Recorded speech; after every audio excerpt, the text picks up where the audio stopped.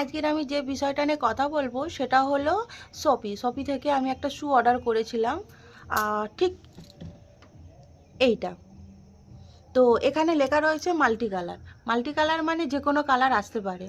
তো আমার কাছে হলো এই এই সেম কালারটা আসেনি, মানে যেহেতু মাল্টি কালারের কথা বলেছে তো আমি জানি কালার এরম নাও আসতে পারে। তো যাই হোক, আসেনি, তো এসেছে ঠিক এইটা। এটা এসেছে, তো এটা আমার পছন্দ নয়, তাই আমি রিটার্ন করেছি। তো যিনি ডেলিভারি, সে হচ্ছে মানে নতুন ছেলে, তো সে নিতে এসে বলছে কালার ম্যাচ করেনি, আমি নিয়ে যাব না। তো আমি বললাম কেন, এখানে তো মাল্টি কালার লেখা রয়েছে, কালার তো উল্লেখ করা নেই, তো যে কোনো কালার আসতে পারে। তো উনি আবার সিনিয়রকে ফোন করলে, সিনিয়র বলল কালার মেলেনি, নিতে হবে না। সিনিয়রকে বলি, তুমি আদৌ কিছু না জেনে শুনে কী করে এরকম একটা মন্তব্য করতে পারেন যে কালার মেলেনি, নিতে হবে না? কালার যদি মিলতো তাহলে তো আমি নিজেই রেখে দিতাম, আমি তো রিটার্ন করতাম না। আর যে মানে নতুন ডেলিভারি, তাকে আমি বলি, না জেনে শুনে ভাই কাজে জয়েন করছো কেন? আগে কাজটা শেখো, তারপরে কাজে জয়েন করো।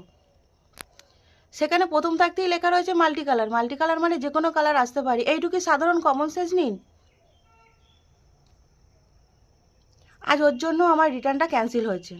সেই জুতোটা আমি কি করব? ওর মুখে ছুঁড়ে মারবো নাকি ওর বাড়িতে দিয়ে আসবো? বলুন বন্ধুরা, আমার কি করা উচিত? এই নতুন ডেলিভারিটাকে কি করা উচিত?